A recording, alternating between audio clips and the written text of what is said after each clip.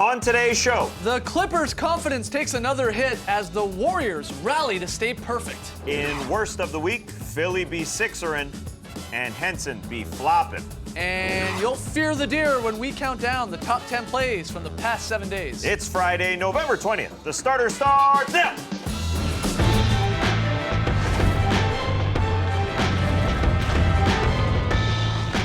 Good evening, Sweet World, and welcome to the starters. Shout out to everyone watching us live on NBA TV or a little bit later on YouTube. We're very happy to have you. I'm J.E. Skeets, and alongside me, as always, that's Tass Mellis. Just scheduled all my games for recording tonight. Pretty happy man. To his right, international man of mystery, taking it to the max, Lee Ellis. Friends. Hey. And last, certainly not least, starters blog editor, Trey Kirby.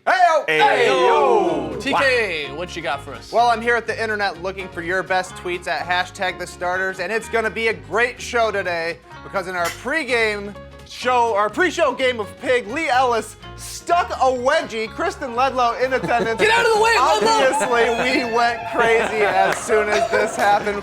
We let it breathe. We took a picture, and even more impressive than the wedgie, Lee Ellis is going to go skying to get this out of the end. Look at those hops. Wow, man, that guy really got up. Just incredible stuff. What a Getting a great day. wedgie in the pre-show game of Pig, humongous. It's quite the omen. Nonetheless, if you're watching at home, tweet at us, use #TheStarters, and we'll check in with you guys a bit later. It is the perfect way to start a weekend. Oh, it feels get a great. wedgie, get into the starters here, and get it going. That's All what right. I always say. We've got, exactly. We got an action-packed show here. We got the top 10 plays of the week. But first, we got to break down maybe the most entertaining game of this young season. Hard to argue. Warriors and Clippers, Thursday night on TNT. I know you guys saw it. Chris Paul back in the lineup after missing a few games due to injury. He came out on fire. 7-7 in the first quarter. He scored or assisted on 27 of the Clippers' first 30 points. The lead went to 30. You think the Dubs care? No, Curry just stroked his little beard there, a little goatee. And then they caught fire. Steph, in the fourth, he hit 13 of his game-high 40. Clay had it going in this one, 25 for him. Iguodala hit some key three-pointers. Draymond did a little bit of everything. The Warriors erased that deficit. Again, 23 points. They come back to take care of this one and improve to 13-0. I can't imagine Crazy how confident this team must be. The confidence oozing out of them, feeling like they can win any deficit. Dubs a victory away now from matching the 57-58 Boston Celtics for the best start to a season by a defending NBA champion. Tons to unpack from this game, but I think we have to start. Yeah, you hear the music. Tass, where does this one rank on the CP3 sadness scale when it comes to the Clippers and their fans? Out of 5 sad CP3 faces, I'm going 4.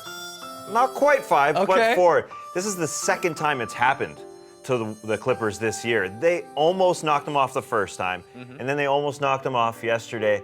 They're pretty close, but the Warriors are so far up in their heads that they just can't overcome it in the fourth quarter. We saw this incredible Chris Paul shot with about 6 minutes left in the fourth. You thought, it's over. If Chris Paul can steal the ball off Steph and then make that happen, then it must be over. The Warriors went small ball, and the Clippers couldn't take advantage. We just saw bad play after bad play, just miss after miss. And then this one really killed me. A minute left. The Clippers still had the chance to win this, and then just not really in the game mentally. Yeah, that where was a you backbreaker. get backdoored there underneath your own hoop.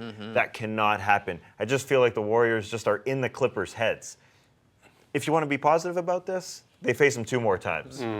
So maybe they got these wins out of the way early on in the season. One way of thinking of it. But really, they go to bed thinking, man, we just can't beat We this can't team. beat. Do you agree with literally the 4 Chris Pauls out of 5 on the sadness Yeah, I scale? think so, because it's only November, so let's not get too carried away because there's still plenty of the season to play. But what's more demoralising, I think, is just how easily the Warriors really do come back into it. Steph hitting those big shots. You mentioned 8 for 9 from three-point range, the Warriors, in the fourth quarter alone.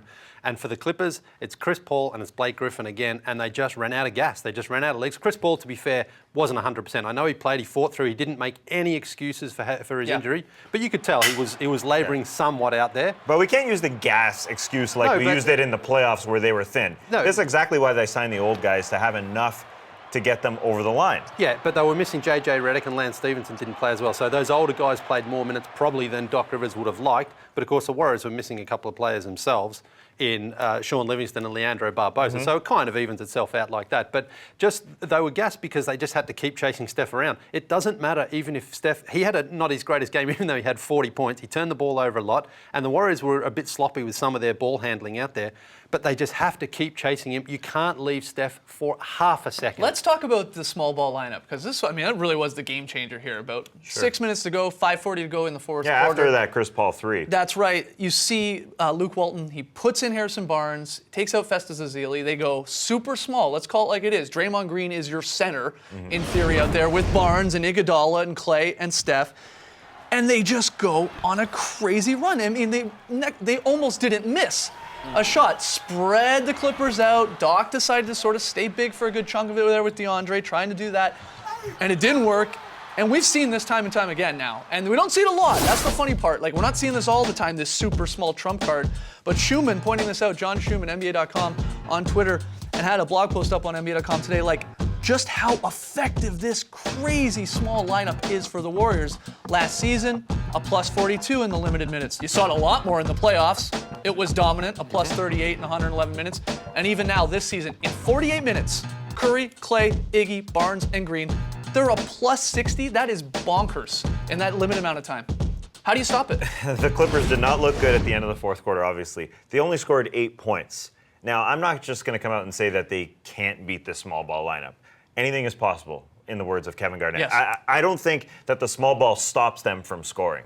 They shouldn't score 8 points. They should be able to score, no matter what the situation is. That Los Angeles Clippers lineup should be able to score against anybody. I just think they have it in their heads that we can't beat this team. They simply don't think they can beat this team. What about a Blake Griffin, DeAndre Jordan 4-5 pick and roll? Let Blake Griffin handle the ball, and DeAndre Jordan is involved as a dunker, as an alley-oop guy, and then he's involved, because really he is the problem here. It seems like when they're going small with DeAndre, he's just not doing enough. Spread 3 guys out, let Blake has Draymond Green most likely, and you've got DeAndre Jordan with a Harrison Barnes or an Andre Iguodala on them. That's when you got to take advantage of that. And listen, they got offensive rebounds. And that's exactly how they should be taking advantage of a small ball lineup. They just couldn't do anything with them. And to me, it's Blake and DeAndre. They just have it in their hands that they can't beat this team, but they're capable. Even if they go with that 4 and 5 pick and roll, though, aren't the Warriors just going to switch it and try and make DeAndre Jordan beat them? And he's not really cut out for that. I don't think they can play 2 bigs. 2 bigs just doesn't work against the Warriors. They got to try and match it. I would put Blake at the 5, put some more shooters out there, and try and space the floor, because if you're trying to get DeAndre Jordan to beat you, you're going to end up winning that game a lot of the time. I think there's two things. DJ over the rim, just throw it down. Yeah, but there's 2 things. You're right. Because you see a lot of people on Twitter saying, why don't they go big, stay big there, Doc? Of course, you got DeAndre, Blake, they're so small, the Warriors, just go inside. But DeAndre Jordan can't play that way. You can't go on the block to DeAndre Jordan. There's just no chance. I'm sorry. The other problem is Blake Griffin, we've seen it time and time again, he does appear to get exhausted as the game goes on. You get into the fourth quarter, and they start doubling at him, they start throwing a second guy at him, and it affects him. Yeah. And I think a big part of it is fatigue a little bit. He had a great game in the first half, and this isn't just last night. We've seen this time and time again with him. He just runs out of steam. It's funny. They signed the old guys to just give them the confidence, and it seemed like the old guys were doing all right. Paul Pierce hits a big shot. I mean, Chris Paul was playing well. I just feel like as soon as Blake and DeAndre get a win against this team, it's a mental thing to me. It's a mental roadblock. It's like Jordan not being able to get over the Pistons. They just need to get over that. As soon as they get over that hurdle and they feel like, okay, we can beat this team, then you'll see the real Blake and DJ. But a big reason they can't is because of Draymond Green's defense. I still think he's undervalued and underrated as a defender, because he's kind of undersized for a big defender, and then he gets out and runs the floor at the other end as well. Sure. He's incredible for a two-way player, and I think that people still look at him and think this guy isn't a great defender, even though he was runner-up to defensive player. Do you think Draymond Green is an all-star this season? Yeah, absolutely. You would lock Draymond Green in? I mean, right now, of course, there's still a lot of time before the All-Star weekend, but if he keeps up this level of play, he's absolutely in the All-Star game. I mean, the numbers are pretty impressive. He's nearly averaging, he's getting close to a triple-double. I mean, 12, 8, and 7. He throws in nearly a steal and a half. And a block, 1.5 steals and blocks, what I'm trying to say, per game. He does a bit of everything. And he was in foul trouble last night. He had 4 fouls early in that second half. Doc did try to go and get that extra 5th foul on him. It didn't work, but they needed to sort of keep trying to exploit that and trying to get him off the floor, because he's a huge part of their heart and soul type of guy for the Warriors. Nice coaching by Coach of the Month, Luke Walton, to keep him in there at the beginning of the third quarter. Yeah, I mean, that was a real his call decision, and he made it, and it worked for him. ridiculously entertaining game. I mean, again, we've had 2 unbelievable games between these teams, and it's in Yeah. November still. But we want to hear from you guys. Hit up Trey on Twitter, #thestarters to let him see it. Fill in the blank. The Clippers collapsed worse than Oh, this is mean. what? Get creative. mean. Get creative. You can get Photoshops going as well. Don't be afraid of the Photoshops. Oh, no. We gotta take a break when we come back. Talking about mean, Taz hands out his worst of the week honors. This Come is back. warranted.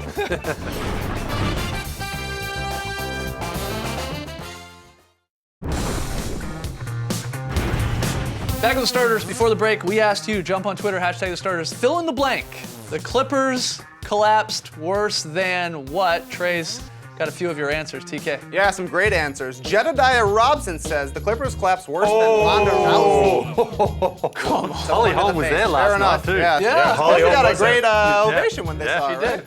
Mark says the resale value of a Jostens 1999 engraved class ring. Shout out to Jostens. You don't get a lot of money for them now.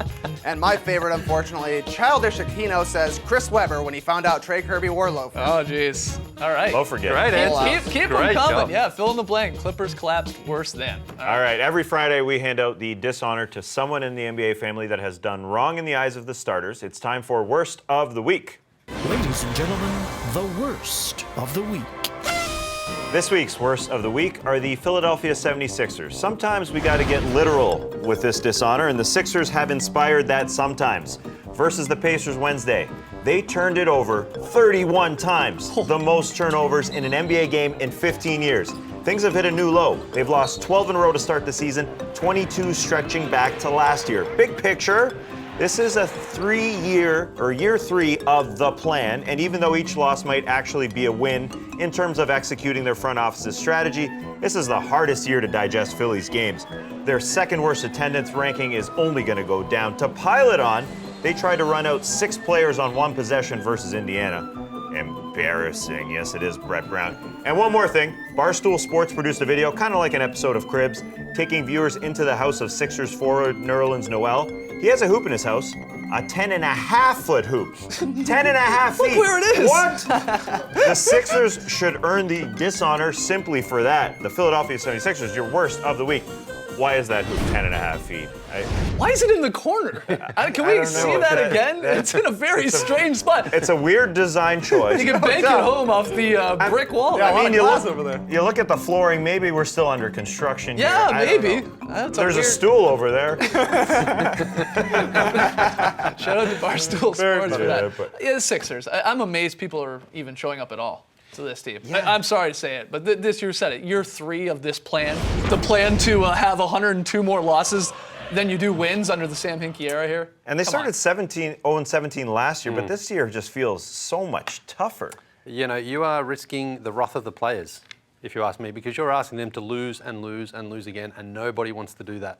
And I wouldn't be surprised if this comes back to haunt them at some point, because the players will not want to sign that. Here's the thing. They could have up to 4 first-round draft picks in That's good. 2016. Their own, the Lakers, the Heats, and the Thunders. And then there's a possibility of a Kings future first-rounder there, too. So they're still accumulating all these but picks. when's that gonna They turn draft into guys that don't victories? even play. They're either injured or still overseas. I say it is difficult to watch, but when you watch Jahlil Okafor, Yeah.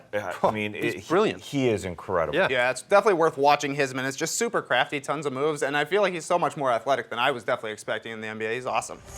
And he can do it from the three-point line, which I did not expect him to be able to do, not necessarily shoot from the three-point line, but I think that will come from his game. But he can take guys off the dribble, bigs off the dribble from the three-point line, and then he gets within the post and obviously makes it happen. So that part is fun. And, you know, if Dario Saric comes over and Joel Embiid, and then you're imagining with a Ben Simmons, possibly a front line of Embiid, And everything gels Noel, and immediately. They've got a great theoretical lineup. Yeah, it's a great theoretical. But right now, they just headed out on a 6-game road trip here too. I mean, Hey, we they could might be get the looking. win. We could be looking at history in play here, though. The worst start to a season ever being 0-18. That's possible. It's in play. All right. We got to. Yeah, we got a quick runner-up. Yeah. John Henson's flop was not good.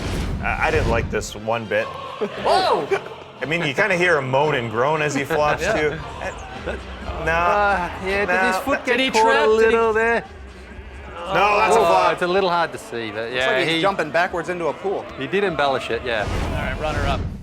Quick runner-up. We do have one other runner-up. I got to give a shout-out, an anti-shout-out, I guess, to Petrol Denim in the Philippines. We got a tweet from JP Madriaga, a Filipino fan, who says, true or false, Trey Kirby has been on our billboards here in Manila. It makes sense since the brand has the same font theme. What the heck? And that does kind of look like me, and that definitely looks like the Starters logo. And it's not only that, I did a little digging. They've got Starters sort of stickers. And here's the craziest thing, they even stole my signature butt patch. What do you mean? Oh, Like, wow. You guys know how I Just like have to a keep butt my badge? patch. Oh, now it it is. makes a lot Wow, more sense. yeah. no big Wondering deal. how you were showing us I your will say butt. this though, Lee, I need you to step out here for Yeah, a second. sure, of If course. you want to make it up to us, Petrol, send us some jogger jeans. Lee Ellis is a man who likes to tell people to send them some jeans. Yeah.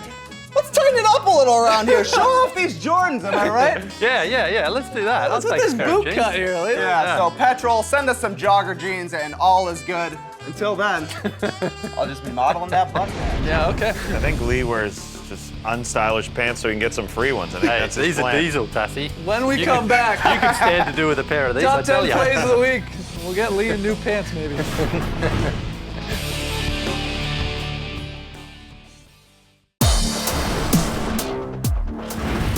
Welcome back to the Starters. It's Friday, which means it's time to count down the top 10 plays of the week. This week brought to you by a Filipino jean company. At number 10, let's start with little Jabari Parker against the Cavs, driving through the defense for the big jam. He's on fire right now. Yeah, it's good Ton to of see you dunks. back. Yeah, a ton of dunks for Parker, which is nice to see. At number 9, a pass you don't see all that often. Oh. John Wall, the gorgeous bounce pass, the spin on the ball so it deadens and pops right up. That is sexy, sexy stuff. Look at that that spin. angle. Yeah. Oh, beautiful, John Wall. Lee, don't have a cricket line or something for that one? No? At number 8, Russell Westbrook denies Marcus Smart. Look, these two Bulldogs were going at it in this game. This was great. This would have been number 1 if Russ could have stuck the wedgie there. Oh, close. At number 7, Giannis Antetokounmpo's got this spin down pat. Oh, That dunk is underrated. Goes left. yeah. Dunks On right. LeBron, too. Isn't that Andrew Wiggins' move? Yeah, that's exactly Aren't we sort of right. giving that to Wiggins now? That was nice. I think Yanni was doing it first. Oh, was he? All right, fair enough. At number 6, Harrison Barnes. That'll be an H for everyone else. Look at this trick shot. Oh, big buck. Falling down, flips it up, gets it to go. No foul call on the play. The one time they don't call a foul in this game. Kawhi Leonard with the smash at number 5. This is just mean. First he started to steal at the other end, and then decides to throw it down on Mason Plumlee. Get the claw out. There's the claw! Get the claw. At number 4, crazy shot from Corey Brewer to give us free basketball. Yes, down 3. Harden finds him on the run. Don't act like you tried to take He that. just splashes it.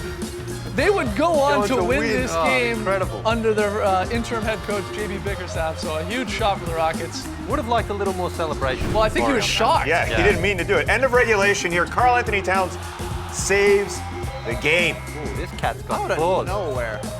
That. Oh. I mean, Got some cat-like reflexes. at first you're almost like goaltend, but you're like, no, he actually No, he got it, baby. there. Number 2, back to Jabari Parker. Here it Ooh. is. You couldn't get excited for the first one because he's got this. Freezes Kevin Love and then dunks on him. And then knees him in the head. Yeah. Wow. Insult to injury. Tic-tac-toe. Oh, bang. At number 1, we're not overstating it here. This is the dunk of the year. DeMar cocks back and gives it to Rudy Gobert. This could be the defensive player of the year. I had to this. pay 20 euros to climb the Eiffel Tower this summer. Yeah? DeMar did it for free. That's huge. That's huge. That was horrible. You also couldn't spit it out. No, it's Yeah, you know where I was going. Yeah, I got it. You're right. That has to be the early runner. Oh, come on. easily. Yeah. Front Yeah. runner for dunk of the year. Cockback. But it got us like debating some other good DeMar in-game dunks. I mean, we've seen him in the dunk contest. He's got some great ones. But in-game dunks, and we started. Start going on the YouTube. We fell down the rabbit hole. Put together a few for you. This one from a couple years ago. Gets like- by Jimmy Butler and then, Puts him in the mix with the hammer. yeah, sort of beats Noah to the punch. That's when Noah won Defensive Player of the Year. as Yeah, well. right. Kyle Singler didn't win Defensive Player of the Year, I believe, in 2014. But yeah, this is DeMar on him. Oh man.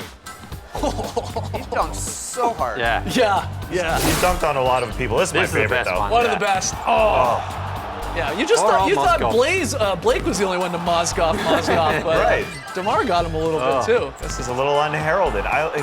He lines people up. He lined Mozgov up. He lined Rudy Gobert up and went right at him at the rim. Yeah, let's take another look. Yes.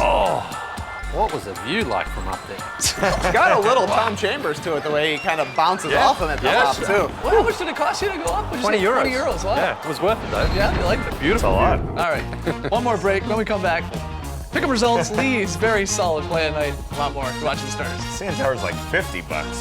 That's a deal, actually. Yeah.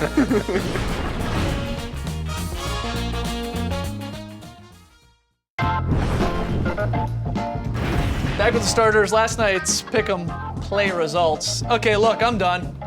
I took the clips. It's over. It looked great for a little while, but yeah, I am way behind. I don't have a chance to come back. So, at the end of November, early December, I'll be doing something weird or gross on the show.